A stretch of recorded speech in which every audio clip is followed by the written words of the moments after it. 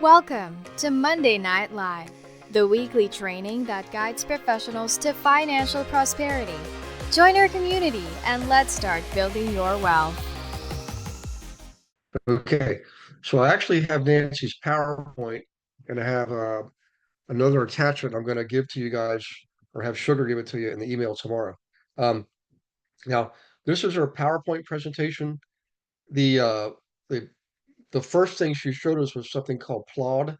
So there's an app, uh, program, www.plaud.ai, and you can purchase this product. Um, Now you'll see on any of our classes, people are using AI transcribers or note takers. Well, this one's a little bit more sophisticated. So it's an actual device, and it picks up on it. You could be in a conference room, wherever you are, meeting, doesn't matter. You got unlimited cloud storage. Um, you can do whatever on your phone or on on-site recording. But the big thing is this is in addition to just doing AI transcriptions and summaries, it developed on the different chat GPT platforms like chat 4.1, Gemini 2.5 Pro, 3.7 Sonnet, 303 Mini. But in any case, that's a big deal. And she had one there. She showed us what it was doing. I don't have the results of what she showed us because that wasn't captured. Um, in any case, I was pretty impressed. So I wanted to make sure you guys saw that. Let me make sure I didn't miss anything up here. Nope. So that's Nancy Braun. Probably remember her. She also was on our podcast. Now, here's something you may already be familiar with. Most people have or have heard of LastPass. It's a free tool. It's a way for you to save and house your passwords in an encrypted fashion and in a secure way. So instead of you writing down passwords or worse yet, keeping a file of passwords on your computer, that kind of see people do that. Um, or using the same password for every single thing, that can be dangerous. So LastPass allows you for free to store your passwords. You can retrieve them whenever you need them. All you need to remember is your password for LastPass. You can go in there and it has all of your logins and passwords for the applications you want. Um, and then there's Robo, where you can generate and save passwords. Um, obviously there's one click for logins and form filling. Um, it scans for passwords that may have been compromised. That's a pretty big feature, and you can share in a secure way. So what I would do, guys, is as I'm going through this, write this down, write these things down, take notes, and I'll have Sugar again put this in the email tomorrow, along with other document I'm going to have you take a look at later on. Okay. Um, Now, this next piece is actually pretty slick, and I have to admit, I was really impressed because I never thought of this. I don't would never profess to understanding AI completely. I don't think anybody does because it's evolving every single day. But what she learned to do was take all of her reviews, right? Like people leave her Google reviews. There's could be reviews on your websites. You could have people making nice comments about you on Facebook, LinkedIn. You might have people responding to some of your videos on YouTube. Well, all of those can be captured. And what she learned to do was load those up to ChatGPT. I think she has like a basic version. So Lisa, you probably know more about this than me, but I think the didn't we weren't we able to get the paid version sometime last year for like $20 a month? I think that was maybe it's 40. I thought it was 20. It's 20, Um, yeah. yeah. So I think that's what she has. But here's the key, guys. You don't want to load these up in an Excel spreadsheet. You want to create an Excel spreadsheet with all of these in there, right? But what you do is you load it to ChatGPT as a CSV file. All right. Is that right? CSV, yeah, CSV file. And the reason is for whatever reason, ChatGPT, the technology will cycle through anything on an Excel spreadsheet and discard the spreadsheet, but it will keep a CSV file. So what that means is when people search a Google search, remember Google right now is using AI in our searches to give us our search results. It's an enhanced capability. It's a lot, I like it. I use it all the time. But what that means is when people search, in her case, hey, who's the best real estate agent in Charlotte, North Carolina? Guess who shows up first? And here's the results right here. Number one, Nancy Braun, Showcase Realty. Specialties, residential investment, bank-owned properties, luxury properties, right? Known for aggressive marketing, REO experience, and strong negotiation. Runs a full-service team with staging, digital marketing, and video tours, right? I'm pretty sure this is benefiting her. And all our costs is $20 a month for that version of ChatGPT. Um, again, she captures and saves and uploads her reviews, testimonials, positive comments, and so forth. Now these other ones, number two, three, four, five, these are other agents. I can even read their names. Lars uh, Hedberg, I know that guy actually because we had the same coach years ago together. But in any case, Helen Adams, they're all down here, but Nancy's number one, right? So this is a genius move and one I would put a star by in your notes to emphasize. And it really doesn't matter so much. I asked her, said, do you have hundreds of these? She said, no, not at all. But, I don't know how many I've got, but I already have Ryan on our team, the operations guy, Ryan, doing this for us.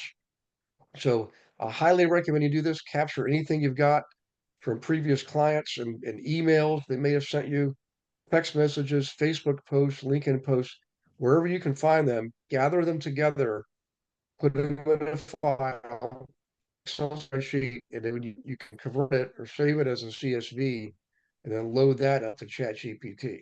Now that's just one example, but I thought that was a brilliant example. So any questions on that one, guys? How to use it, why you use it? Yeah. I mean, think about what people are searching for. They're searching for homes for sale in Wichita, Kansas. And some people actually will search for who's the best realtor for selling luxury homes? Who's the best realtor for selling, helping me buy investment properties? That's how they found her. So, in any case, I love that one. I think that's a genius idea. Um, okay, let's see here.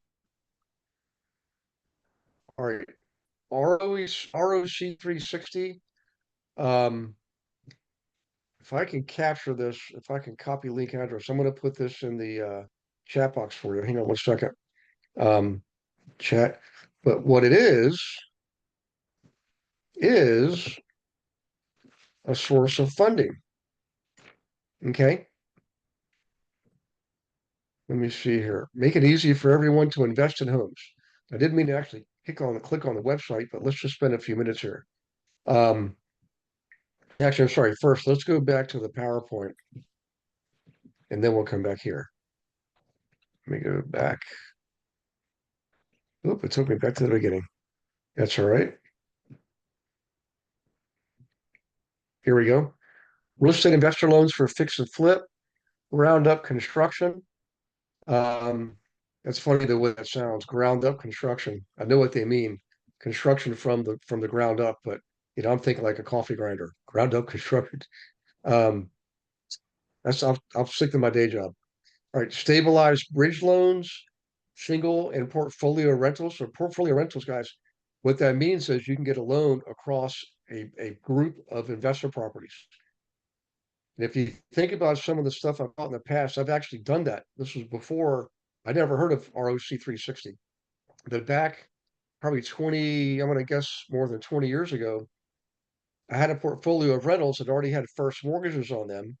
And I found a lender, a commercial lender who also did private lending. He was able to find private money.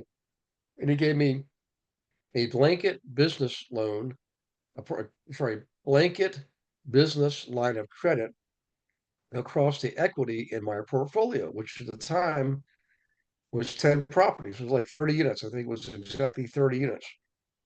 Well, here's a lender that's not just going to be in one area, but pretty much all over that you can go to. This is the business lending. There's less regulations when you do it that way. And here's the contact information for Sarah Hootstein. That's in there too. So if you want to take a screenshot of this, um, I'm going to see if I can capture her email address. You put that in the chat for you.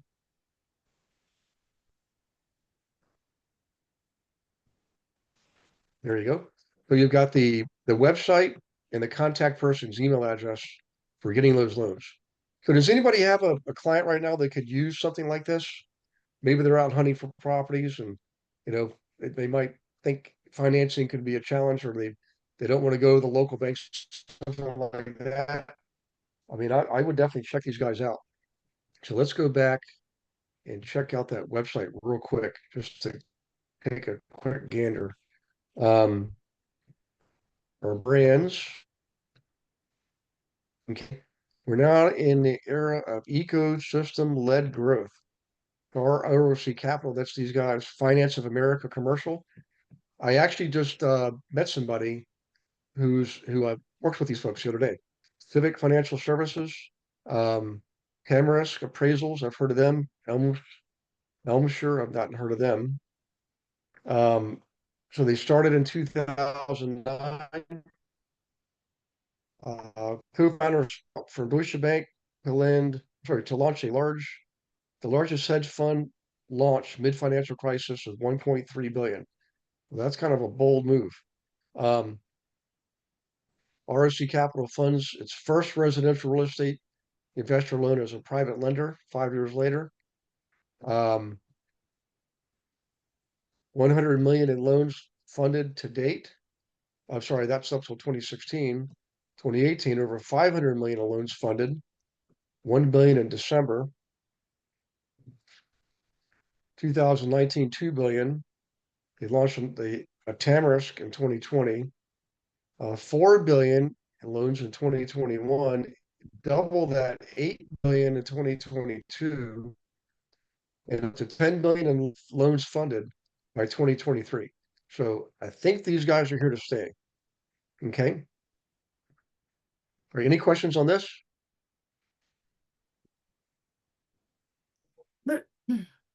Okay.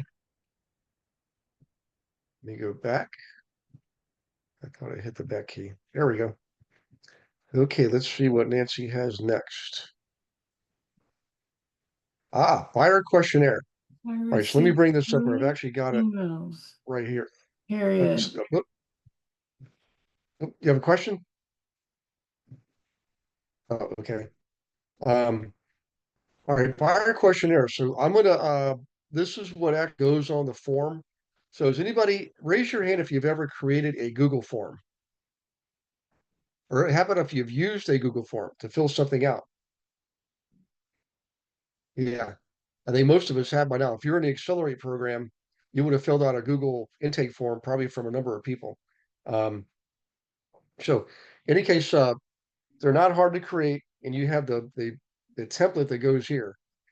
I will tell you, I know I know agents personally that say they only go after listings. I understand why. I just don't necessarily agree with it.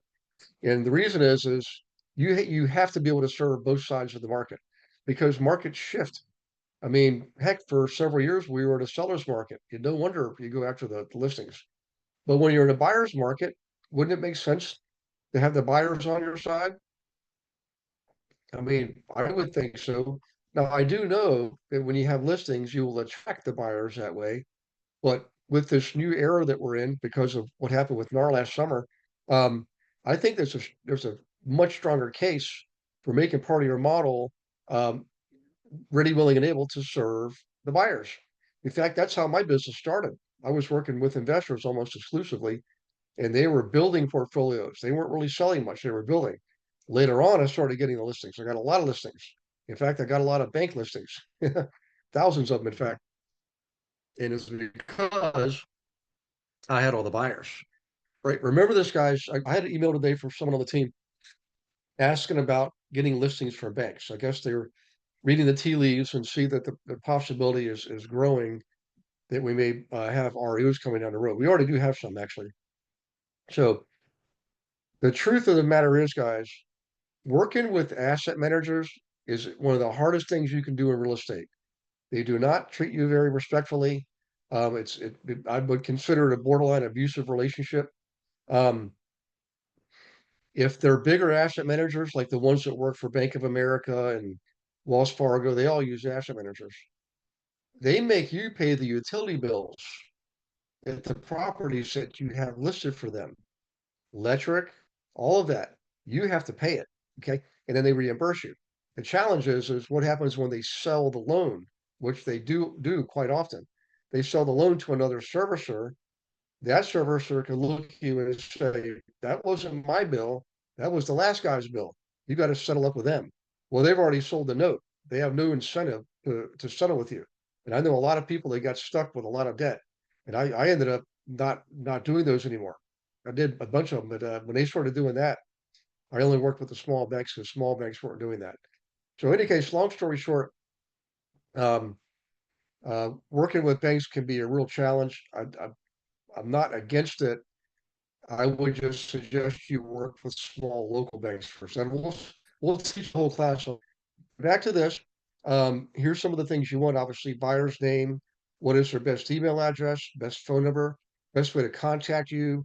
Have them, circle or checkbox, either call, text, or email.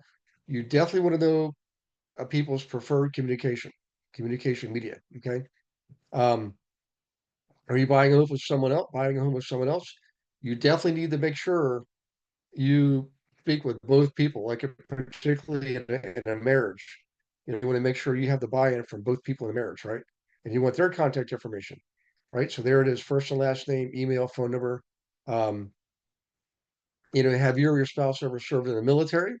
That's important because you might want to get them a VA loan, right? Um, have you ever bought a house before? That's a great question because if they did, now you have other questions. Um, For example, what did you like best about your last home? What did you like least about your last home? That's why you ask that question. Have you ever bought a home? And the next one is kind of important, particularly if they do own a home. Do you have a home that you need or want to sell in order to buy the next one? Yes, they want to sell first, or they know yes, they want to buy first. You just want to find these things out in advance, okay? Um, if you have a home to sell, where is it? And you plan on buying all cash or with a mortgage? Have you already been pre-approved? And obviously, always get your buyers pre-approved.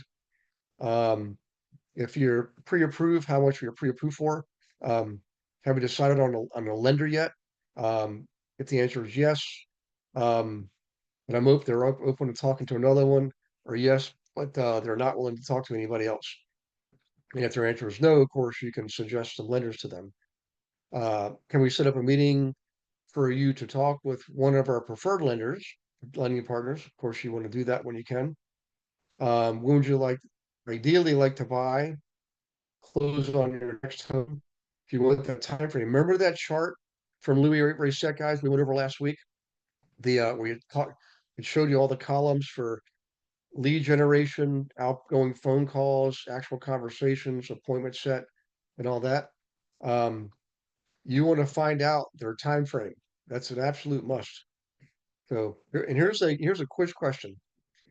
Let's say someone says we're not going to be ready till after the holidays, 6 months later. When should you reach out to them next? If they said 6 months later, when should you reach out to them next? Just unmute yourself or shout it out or type it in the chat box. 5 months before. Yeah, before you cut it in half. If they say we'll be ready in 6 months, you call them in 3 months. Yep. Because remember, we're not the only smart agents out there. Other agents could be communicating with them. And if they contact them in November and you haven't spoken to them since now, you're a distant memory. Most people go with the person that's right in front of them at that moment. Remember, 85% of consumers go with the person who's right there in front of them at that moment, you know? So they just talk to one person. They don't even remember talking to you, you know? Any case, what is the biggest reason you're looking to buy a home? Uh, what are you most concerned about when buying a home? You definitely want to ask that. You definitely want to ask them about, well, here's what I do. I never ask them, what is your credit score? But I do ask them, do you know what your credit score is? Now it's phrased differently, right? But if somebody knows what their credit score, do you think they're just going to give you a yes answer? Or are they going to say, yes, it's 695, or yes, it's 820? They're going to give you what it is. They're going to say, yeah, we just ran it, and I don't know if it's going to work. I've only got a 620. And you can tell them, well, the 620 actually will work. 720 is definitely better, but you can work with a 620. So the trick is how you ask the question. Asking it what their credit score is might be a little bit too intrusive, but asking if they know what it is a simple yes or no answer. And if the answer is yes, they often will tell you what it is. If the answer is no, you can point them to you know most credit card companies, most likely will give you a free credit score. It'll be the superficial view, but they can go to there's Equifax, I think TransUnion, I forget that the big three. You can get a free credit report once a year from them. Okay, so I would recommend to do that. Okay, let's see. Have you made any offers on homes before meeting with us? If so, what was the result? And you want to get their answer. Are you still trying to decide what agent you'll work with, or are you ready to become a client with us? Okay. What I would say is, um, have you been speaking to other real estate agents? Um, and would you like to go ahead and sign with us now? Something like that. Really put them on the spot, especially if you've been giving them a good presentation. Okay. Um, any case, you want to the options. Those are the options that will be on your Google form. These right here, the bullet items, are your options for answers, or their options. Okay. All right. Tell us about your current home. Where is it? Do you own or rent? Um, how much do you currently pay monthly? Uh, is there anything specific that you like about the home? Is there anything specific that you do not like about the home? Those are really important questions. So if they say, it had 3 bedrooms, but it only had 1.5 bathrooms. Hi, I just want to take a moment to thank you for watching a recording of the Monday Night Live class. Hope you're getting a lot out of it. I'm sure you will. I wanted to let you know that, you can come to Monday Night Live whenever you want, but you can also participate more with the team. Why don't you set up a call with me, a one-on-one strategy call? I can go over everything with you, show you everything that we have to offer. For example, did you know that on our team, not only do you get your leads, we actually give you your own account on our lead gen system. So this puts you in control. You're not waiting on somebody to hand you leads. You get to pick the ones you want. Okay. Huge difference. We have 21 of our own proprietary marketing campaigns. They're all copyright protected. We're the only ones that can use them. Okay. The coaching is absolutely one-on-one. We got 3 coaches. We even have a 4th success coach that we have access to. Okay. One of left fewer than 100 in the world. Okay. One-on-one coaching. Right now the big problem is volume. We need more transactions. We need more inventory. I get it. Well, we know how to get it. Our team actually outproduces the national average by more than 2 to 1. So if you're struggling, don't do that anymore. If you're a solo agent, if you're a team, let's just talk. Smart entrepreneurs are always open to discussion. Learn what we have to offer, and then you can make an informed decision about staying where you are or moving on. You've got to decide, if you're not where you want to be, you've got to take action to get where you want to be. Let's see how we can help you do that. I look forward to talking to you. Click on the link, set up a call. And by the way, I'll see you on the next Monday Night Live. Nowadays, people almost expect 2 full bathrooms, but really 2.5 bathrooms. So that bathroom, having one less bathroom, and when another property has 2 full bathrooms and this one has 1, that's kind of a big deal, guys. That's what's called a big adjustment. In fact, I know one that not me personally looking at. I was looking at it for someone else who wanted some information, like idea what's wrong with this, and I compared 2 identical townhomes. One had 2.5 baths, the other one had 1.5. But the one that had 1.5 had a walkout basement, right? But the other house that had the full bathroom was in the basement room that was finished off. So the question was, what's more important, another full bathroom or a walkout basement? And just let me ask you guys, type in your answer between another full bathroom, like a second full bathroom, and a walkout basement. Which of those 2 features do you think is um, carries more weight in a prospect's mind? You just type in the answer. Let's see what the answer is. And it could be different. It's not like there's one answer for everybody. Some people will probably really like a walkout basement more than another bathroom. What I'm looking for is the preponderance. How many more people, like on a percentage basis, would prefer the extra bathroom versus the walkout basement? So let's see what the answer is. Some of you probably bathroom, 100%. Yep, everybody said bathroom. So you're absolutely right. And the adjustment for a full bathroom, I don't even know what it is these days. It's probably like 20,000 bucks, right? Think about it. To put in a full bathroom, I mean, rough in plumbing and everything, you're looking at a lot of money right now. 10 years ago, you could do that for 10 grand. But having a walkout basement, let's assume that it's not completely underground. If it's completely underground, that could be expensive too. Excavating, putting in a man door, a set of steps, and all that. But I doubt it will be $20,000. Okay, let's see here. What's next here? All about your next home. Where would you like to live? Remember all these questions, guys. Look at how many of them are open ended. Where, what, why, all these things, right? What type of home would you like? That's pretty important. Desired number of bedrooms, desired number of bathrooms. Okay, size of the home, floors, how many stories, I guess. Parking, obviously important. And we're hitting on all the most important things. Of course, price range, size of lot, all of those things. Condition of home, updated. You know, I'm finding this is what I'm hearing from you guys actually, that fewer people are looking for fixer-uppers. More people, probably in the last 5 or so years, have been wanting houses that were move-in ready. Would you guys agree? Is that what you're seeing too? More people would prefer move-in ready houses versus one they can go in and fix it up. Yeah. Fixing up a house, I mean, I kind of enjoy that kind of thing. I like seeing a transformation, but it is a huge undertaking.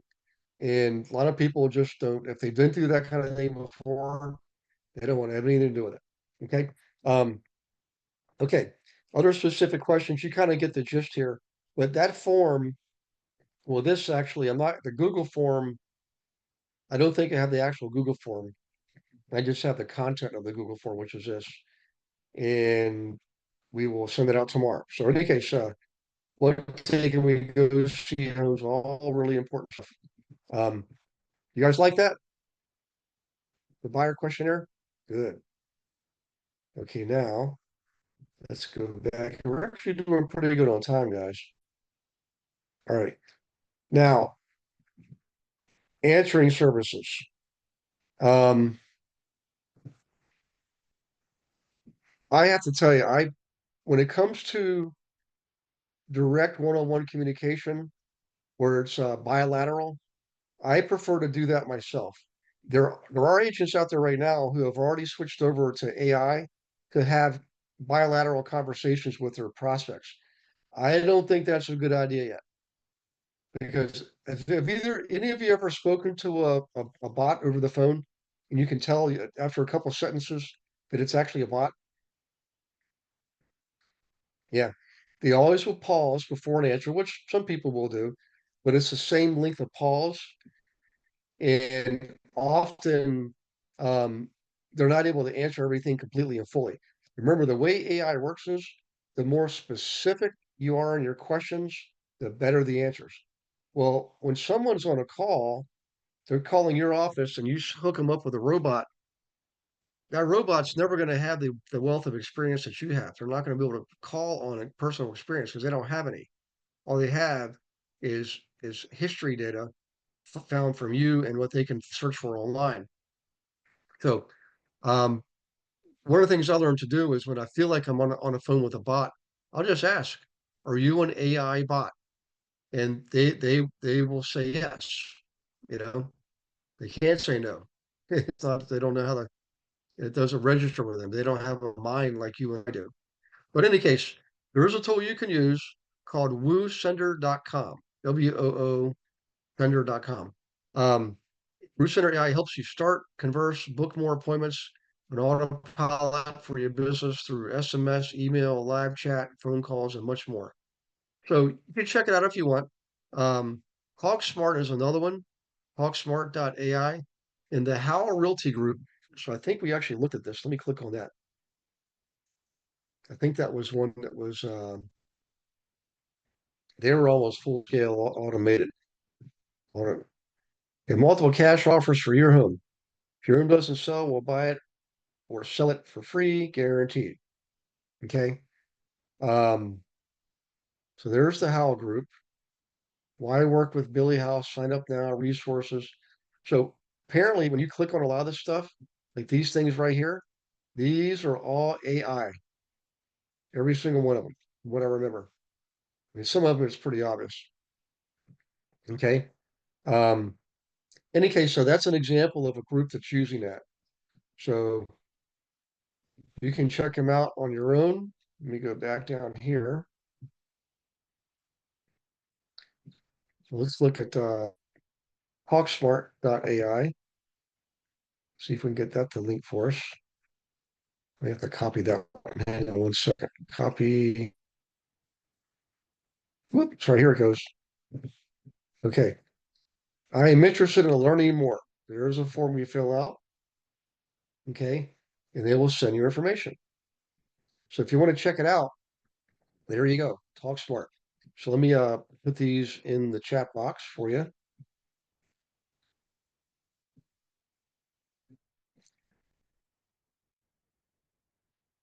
And just remember, this is all going to be in the email tomorrow. Let me click on the chat. Where did it go? Chat. Here we go. That says more is better. Can't pee outside. Reynolds move. Get ready. Yes, awful. Yeah, that's those are probably responses from chatbots. Okay, let's grab the next one. Let me click off that for just a second. Sorry, let me get that copy it this way. Copy.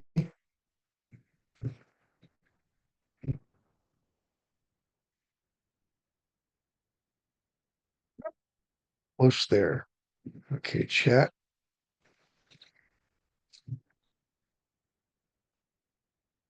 Here we go. Let me just check the questions here real quick. Those are all the answers to the questions. Okay. Now, just show of hands, who on tonight either has a virtual assistant or has had one in the past? I'm gonna stop the sharing for just a second. Okay. Yep. They're really great guys. I mean, I have to tell you, um, I have three of them right now. One of them I've had since 2009, I think maybe 2008.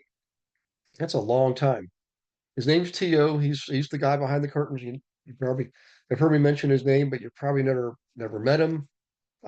He's the only VA we have that just works his hours. He doesn't work our hours. The other two, Sugar and Ryan, they work our hours. They're working when everybody else in the Philippines is sleeping, and they're awesome. I love them. I mean, start off at like $3 an hour, $5 an hour. I keep giving them raises every year because they're worth it. But the thing is I learned with Tio to really treat him well. So a couple benefits. Number one, when you work with an out of country virtual assistant, you have to pay them, but you pay them through a service. Okay. I use something called Zoom, XOOM. I don't pay anything for that. I know the guy last week says he paid the first time I use it. I think I did too, but I think it was just the initial setup. And I honestly, I haven't gotten a bill from them in at least a decade, if not 15 years. So, but in any case, they don't just work for money. Just like they're just regular people, just like us. They want to have a sense of pride in what they do. They want to feel fulfilled. They want to feel like they have purpose. And they want to have some other nice benefits too. So I give my virtual assistants paid time off. I give them 10 different holidays. They choose whatever holidays they want. Okay. And I also give them 2 weeks vacation time. So they get 20 days from me free every year. They don't have to work and they still get paid 20 days. And they like that. I give them bonuses for like Christmas. When Sugar graduated from university, I gave her a bonus then too. She'd already started working for us in her last semester, and guys, she was just crushing it. I couldn't believe it. So when she came out, when she graduated, um, we gave her a raise and a bonus and a gift for finishing her 4-year degree. Pretty amazing. So, anyways, let me get back to Nancy's list of goodies for the VAs, and you'll see some nice things here. So, one of them is she does provide them with medical insurance. So I'm going to be looking into this myself. It's called maxicare.com.ph. Here, I'll put that in the chat box for you. Now, I haven't checked them out personally, guys, um, but I do hear good things about them. So here is MaxiCare, right? Um, so sign one VA to send birthday and special occasion gifts and birthday email. So Sugar does ours. Now, I will get on for the people on my team and make my own comment. Usually, sometimes I do it. I'm just not aware of it, or whatever. But if I see it, I do my own. But Sugar still goes out there, and Ryan too, by the way. Ryan goes out there and says happy birthday too. So Ryan does Facebook, Sugar does Workplace. Okay, so all of you are on Workplace and should be getting on uh, Slack, by the way. We're replacing Workplace with Slack, so different subject for a different day. Um, any case, so she gives them gifts, birthday cards. She recognizes them on the special days. She does give them medical insurance. It's very inexpensive. He gives them a 13th month. So if you think about it, like I pay my guys um, bi-weekly, every other week. So that means they're actually getting 26 pay periods instead of 24. In other words, I'm not paying them twice a month for 12 months, which was 24. I'm paying them bi-weekly because there's an extra 4 weeks in every year.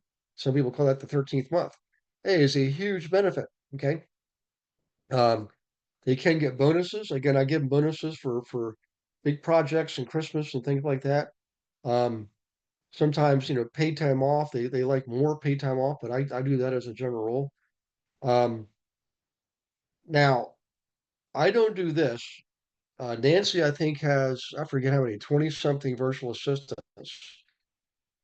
So she has one of the virtual assistants coordinate this locally for group outings for her virtual assistants. Okay. He meets with them weekly. I meet with my guys weekly. Um, One-on-one. We don't have a monthly department meeting. We have a weekly department meeting. Um, and I don't do the monthly work for best in department. I don't really have that. I mean, she has 20, I think 26 virtual assistants. I've only got 3. But in any case, we're getting kind of close to the end here. I think this is an example here for um, something. I think it's valued ISA team member May 2025. Congratulations. So that might be like an anniversary date. Um, so this is actually I interviewed a Bella probably 3 years ago. It might have been her. It actually looks like her. I just can't remember the last name. She may have gotten married. But this is Nancy putting this out to her team of virtual assistants on behalf of the person she's recognizing. So she's just, and people like to see that. Okay. And here's a nice little testimonial that this is blanked out. I have no idea why. I tried to open that up earlier, it didn't work. But this is what some of her folks gave her. They gave um, Nancy, right? Her company is called Showcase Realty, and CPM, that's her property management company, Charlotte Property Management. So she has a lot of virtual assistants, and they got together to put this message for her. I think it was a video, but when we got the presentation, the video wasn't embedded in there. So, in any case, I'm going to stop sharing and open this up for questions. Uh, it- any of you get a good nugget out of tonight? One of the good websites or apps or tools? Okay. What I really like is what she does with her testimonials and reviews, because not only does it give her a reminder that people really do value her and what she does for a business, but it's actually she's using it combined with ChatGPT, to enhance her lead. She's got a lead funnel. She made a lead funnel out of it, and she's already had ChatGPT, $20 a month. So it didn't cost her a dime to do that. It didn't cost her anything, you know. Um, Real quick, raise your hands. Or who here how already has either testimonials or reviews, things like that that you can grab. Yeah, I would take advantage of it, guys. Put it out there, see what happens. Does everybody have a Google business page? You should have one of those too. Yeah. So let Google go to work for you. Okay, let's see here. All right. I do have one more thing to give you guys. Ryan every Monday now is doing a new post. Okay. Let me grab the post verbiage for you, and I'll tell you what to look for. But if you can go out there to work, I'm sorry, to Facebook, right here is MLO Monday Night Live question for the week.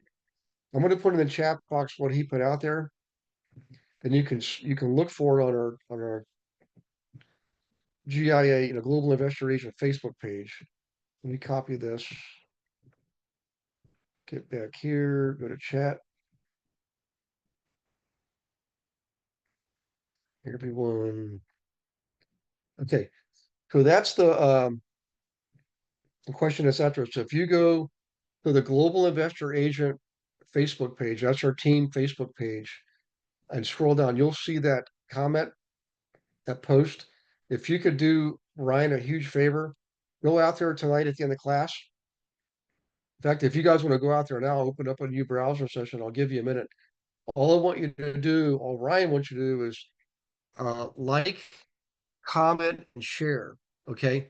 We're doing this on a regular basis. We're doing our own tests on the Facebook algorithms. We're trying to see what is working best so that we can create better content for you guys to copy. Okay. So it's really not about us. It's about you, you know.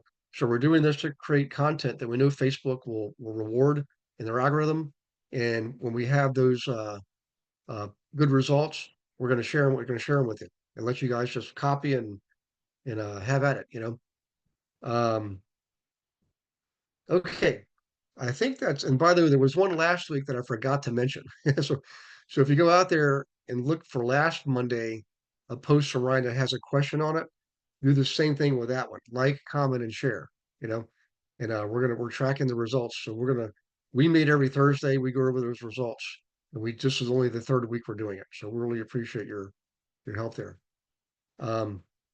Okay. Any questions, guys? Anything you want to Yeah, bring up? I got a Hey, Mark. question. I just want to know, since we was talking about financing, I have a buyer that's interested in using a HELOC to purchase a property in Hawaii, and using a HELOC that on an investment Okay. property that they have in New Jersey. Okay. Would this program will help with that? Because everybody I was asking around for didn't have it.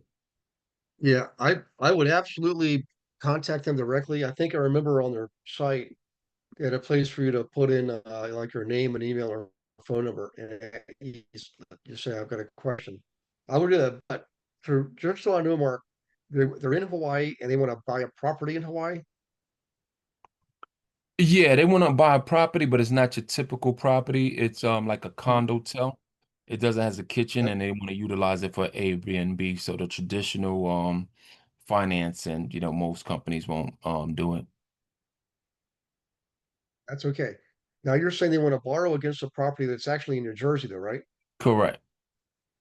Yeah, they should be able to do that. Honestly, if I was them, I would go to a local bank in New Jersey, whatever bank they already deal with, especially if they have their mortgage with the bank, and have them do the line of credit.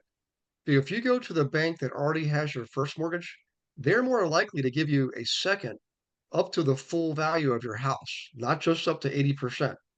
They're more really, it's just part of their underwriting rules. If you're already with them, you've been paying on the mortgage and you got your checking account there, you've been there 20 years, whatever, you know, they will more often let you borrow up to 100% equity in a line of credit. They don't really care what you're doing with the money. They'll ask you because it's part of a federal form. They're required by law to ask, what are you doing with this money?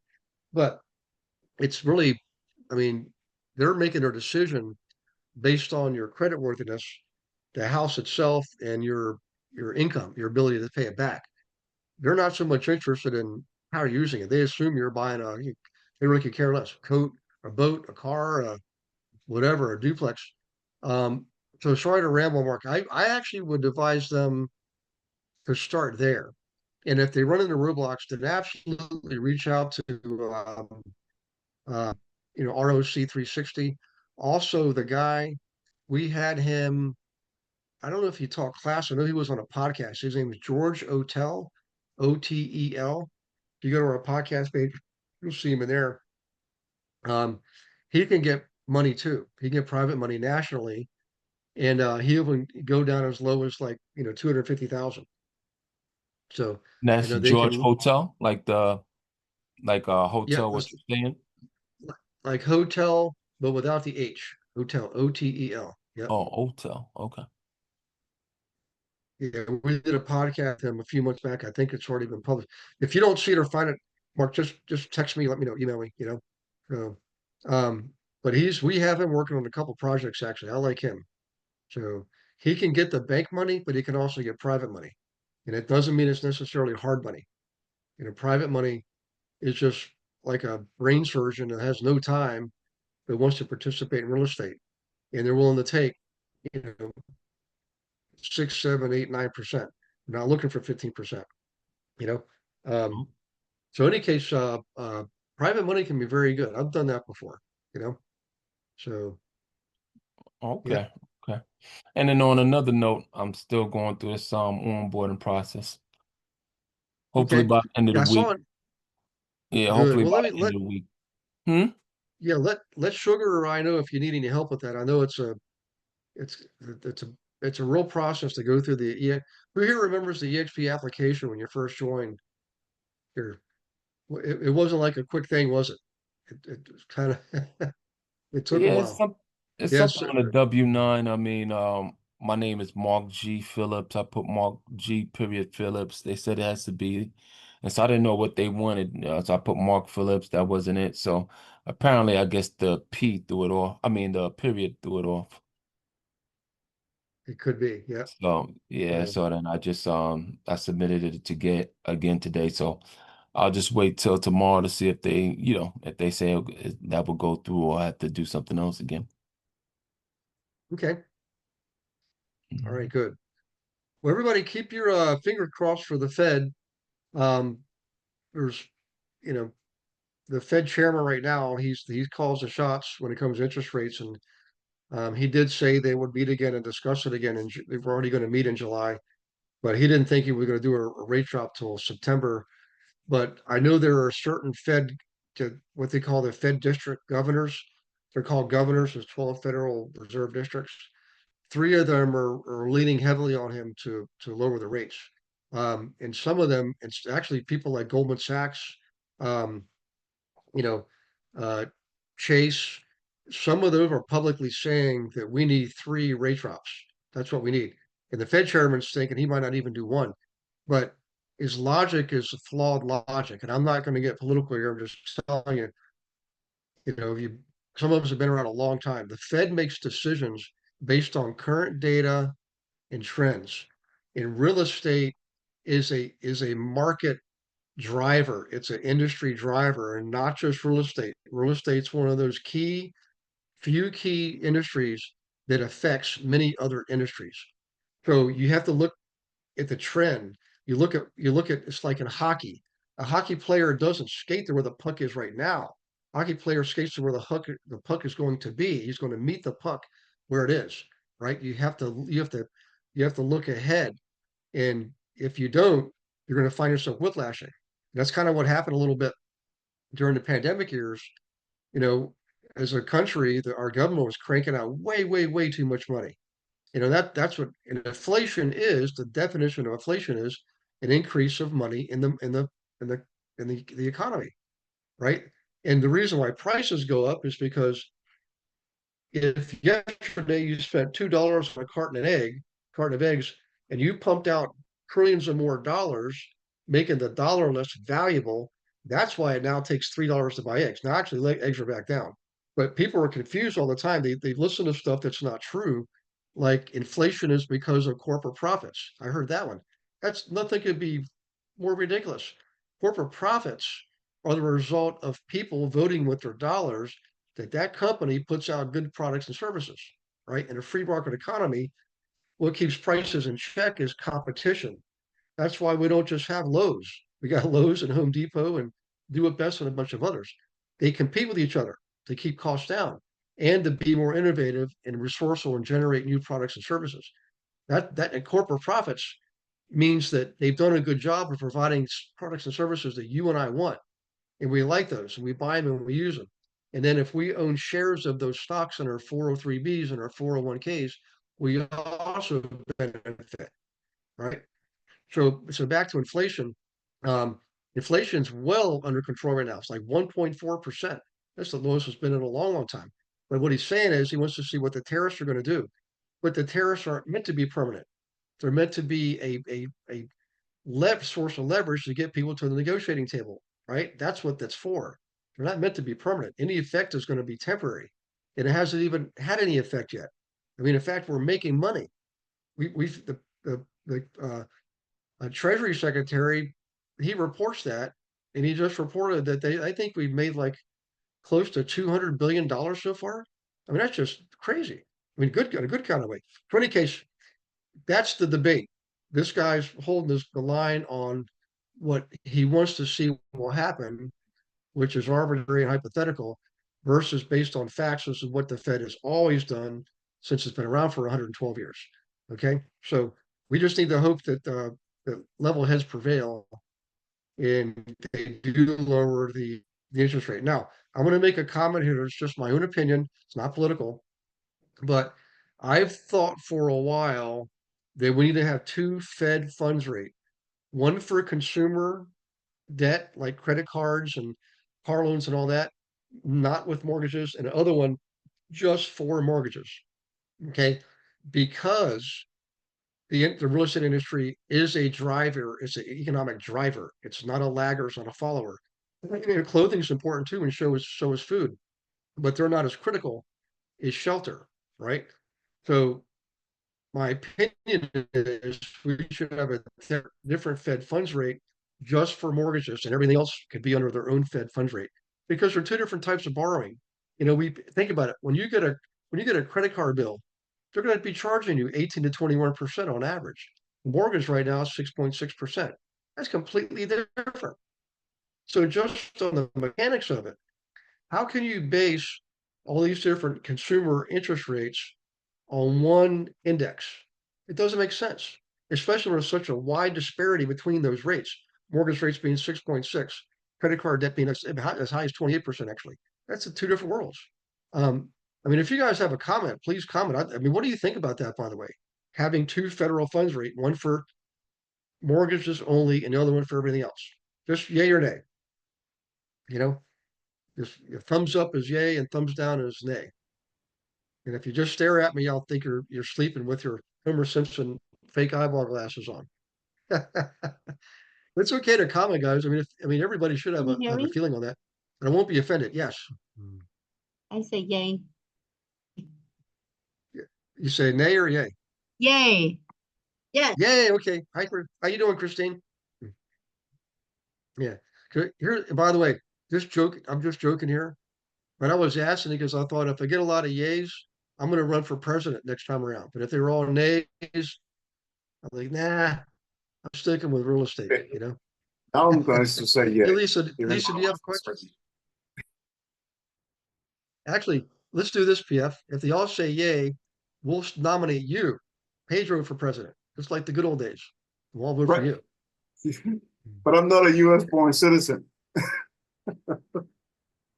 That's okay. Sorry, I was not born in the U.S. Yeah. The Well, best I we'll can make do that is work. run for Senate. Yeah. I could be we know Secretary of State. Yeah. There you go. That's a good point. Hey, Lisa, did you have a question? Or I a comment? do. Okay. Plod. I have Plod, and it works really well, and it does summaries, and it's good at picking up stuff, and it works, because you can attach it to your phone, and it'll record your phone calls too. That's where I ran into trouble because my phone was overheating, so I had to take it off of my phone. And when I notified the company, they refunded my money, and I haven't used it since. So I don't know if I can still use it even though they've refunded my money. But because I could carry it in a pocket or in my purse, and I could put it on a table, and it can record and summarize and do all these cool things. I just couldn't have my phone overheating like that. Yeah. So, and Yeah. apparently there were other people in our group that got it also, and some of them had the same problem, but not all of them. Interesting. Yeah, my phone definitely overheats. I've actually had it give me a message on the screen that Yeah. it's shutting down temporarily. Yeah. So, Yeah, you don't want to yeah. do that because you'll kill your phone. So I carry it in my purse, but since you mentioned it, I was just realizing I haven't used it in a while. I got to figure out how to charge it, see if they'll still let me use it, even though they gave me the refund. Yeah. I'm not sure. Yeah. So anyway, Okay. I'll play with that. What was it Um, called? Plod. The thing that he was talking about in the beginning of the meeting? I think I came in late. Let's let's see if it's in here. Oh, did I not put the plot? Yeah, you did. Shoot, I thought I did. Okay. All right. Yeah. Yeah, I love these tools. And I really admire her. She's a great business person and very innovative and resourceful, and she's running a really good business.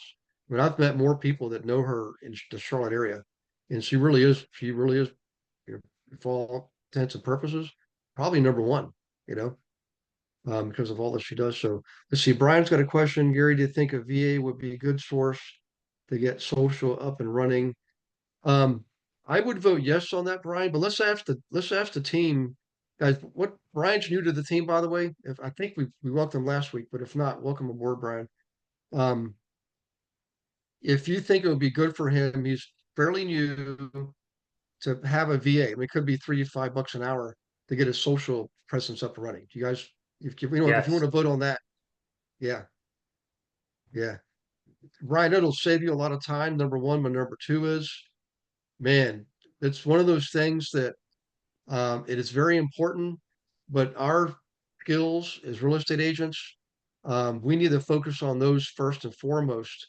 You know, how to identify prospects, how to nurture the relationship, convert them to a buy or sell, um, things like that. Where the social media, what it becomes a funnel for us to bring people in, filter them through the outer layers into the inner layers. And VAs that's all they do, it's well worth the money to pay them to get that up and running for you. It'll happen in a matter of months versus years, you know. And it actually will work. They know the metrics, they know how to measure and track. Um, and like Dutch said, you want it done right the first time, you know. And it changes too. I can tell you right now, the reason why we're doing these tests on these Monday posts is because we're baffled. Once you think you have the algorithm figured out, they change your algorithm, you know. So I mean, who here's ever has family members that you never see their Facebook posts ever, and yet your family, you Mhm. would think you would see all their Facebook posts. Same here, you know. It's the craziest thing in the world. Now I know it's their best interest to help you network. They're constantly putting your post out to other people that are not your friends because they want to see who is in alignment with your post, and they'll make those connections. And then they can, you know, convince more people like us to pay for paid Facebook ads because Facebook is bringing more people to us. That's why they're doing it. It's money motivation. But for us, we're using it as a social tool. And again, it's just weird. But I would I would definitely vote with you know, Eric, Dutch. I mean, some of the other people. I know there's people on here who've also used VAs other than me, and it is definitely more worth it. That $5 an hour, your time, you're more valuable. Maybe you're $100 an hour person. Maybe you're a $500 person. Um, they're $5 an hour, you know, and that's all they do. They're really good at it. So, in any case, good question. I have one more Yeah, comment on the Vantage score tiers.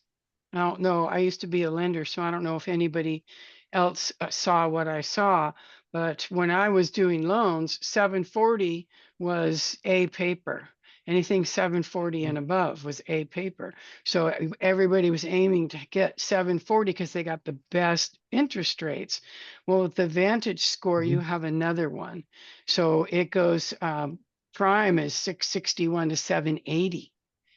781 to 850 is super prime. So now the best interest rates go to the people who have 781 or better scores. nice. Yeah, but how many people? I mean, we were fighting to get people at 740. 739 would get one interest rate and 740 would get a better interest rate. Well, now you got to have a 781 to get A paper. So I'm not Yeah, sure that I think that it's a good thing that they did that. Not if you have yeah, to have a higher yeah. credit score to get A paper. Yeah. We could probably Google that. Let AI tell us if it knows the percentage of adults 25 years and older that have a credit score of 780 or higher, something like that. And then do I the don't next know, would be but when I 640 was to 7. doing loans, they weren't very many. We were fighting for Yeah, 740s all day long, and we were yeah, rescoring people, hoping that we could raise their score. We did every trick in the book to try to get them the best rates because some people that was the only way they would qualify. yeah, yeah, So anyway, just a thought, and I think the Fed is going to lower the rates, but I think they're going to fight about it, and I think they're going to make it political when it shouldn't be. yeah. I agree. It's probably going to be a little quarter of a point initially, but hopefully we get another quarter point in September. My theory is this. We'll do a little test on this and then we'll call it a night. Um, raise your hand if you think when they lower the rates, if the first number is still a 6, it's not going to be that big of a deal. But if they lower the rates enough, which is going to be at least 3/4 of a point, down to like 6.95 or something. I'm sorry, 5.95. Who here thinks that first number being a 5 would have a much more dramatic effect on the marketplace right now? Absolutely. You're going to have a 5.95 and a 6.10. I guarantee you 5.95 would move people a lot more because the first number is a 5, you know? So let's see here. AI from Lisa. Thanks, Lisa. Average credit score in the US, lending tree, Vantage score, tiers of credit scores from best to worst or super prime, 781 to 850, prime 661 to 780, near prime 61 to 660, and subprime. These tiers indicate a relative risk associated with the borrower with higher scores signifying lower risk. This is the highest tier indicating excellent creditworthiness lenders. At least if you don't mind, type in how many people have a super prime credit rating. See if it will give us the answer. And then we can see how many people have one 661 or higher and see what the difference is. That'd be interesting.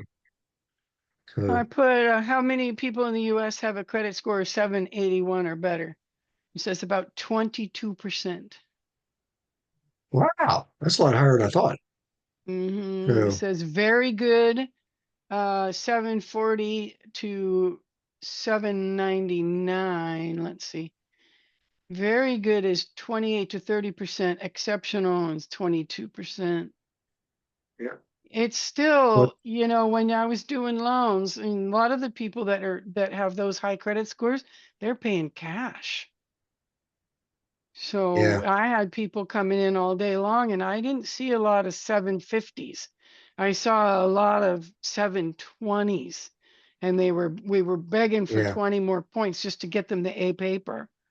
So I just think Yeah. that they created another way not to give A paper to good borrowers that are at, because they made it 661 to 780. 661 is too low for that tier. You know, I mean, Right. maybe 700 to 740. I don't know, but I just think I think that there's a method to their madness. Yeah. Yeah. I agree. Well, I will tell you this. It's when I was in Florida back in March, April, and May. Um, if you probably gather, some of you know me better than others. I'm extremely regimented, disciplined, and structured, and I plan all the every. In any case, I was paying my Discover bill back in April, and you know how they take you through multiple screens, like the confirm and congratulations, blah blah blah, and thank you and all that. Well, I must have got distracted because I remember I checked it off on my planner that I'd paid it, went through the steps, but I must have gotten distracted because I didn't follow through. When I got my bill in May, I'm thinking, what? I don't, how does, why is this so high? And I looked at it, I was like, oh crap. Guess how far down my credit score went? Mhm. 30 points. Yeah, they're For very it's that one little really slip up. bad. And I Yeah. learned Yeah. that from a client. She had the same thing happen. Yeah. And so now when Yeah. I'm paying bills, no matter what, I wait till I see that my payment has been accepted. And I think about Yeah. her every time I pay a bill because it really Yeah. affected her credit score. And she thought she had paid the bill. Mm. She just didn't do the very last step. Yeah, they're very Yeah. happy to drop your credit score, and Yeah. they drag their feet so badly to Yep. help you out. Yep. Yeah. Yeah. So PF, when you're president, we should start our own bank. Yeah. All right, sounds good. Yeah. We'll call it. We'll have a campaign called Everybody Gets a Loan. You know? I just kidding. All right, guys. Well, listen, I appreciate you participating tonight. Remember, you can invite guests to class. So next week on the 21st, let me see what we're supposed to do. I know it's going to be in every email that goes out the next day. Figure puts in there the schedule coming up, who's teaching, if it's not me, what the subject is. Tomorrow. So next week, we're going to go over a follow-up boss. Follow-up boss is one of the big products discussed at the Calgary Mastermind. Multiple people were using it. I've never used it, but we've got some good intel on it. I'll bring up and see what you guys think. So, and if you have things you want to learn about, make sure you let me know, guys. Text me, email me, so we can get it on the books and schedule. You know, either I'll teach it or we'll find the right teacher, right? So, okay. All right. Well, you guys take care of yourselves. God bless you and all your loved ones. And I will see you next week on Monday night, and I'll see you on the one-on-ones. Oh, real quick. I'm sorry. One more thing, guys. If everybody could say hi to Dutch, he's just went through quite a bit, and he's back in the class for the first time in a while. So Dutch, welcome back from the. Can we? Yeah, he didn't, guys. You know, people. We all have problems in life. Stuff. You get COVID. You get wreck a car. Stuff happens. Dutch had 4 strokes. 4 strokes, right? And he still wants to get on that horse and ride, man. Let me tell you, he's my You're hero. beating you it, know? man. One tough cookie. Yes. He built a golf Yep. course in his front yard today as well. Oh, awesome. Nice. We're coming over for a tournament.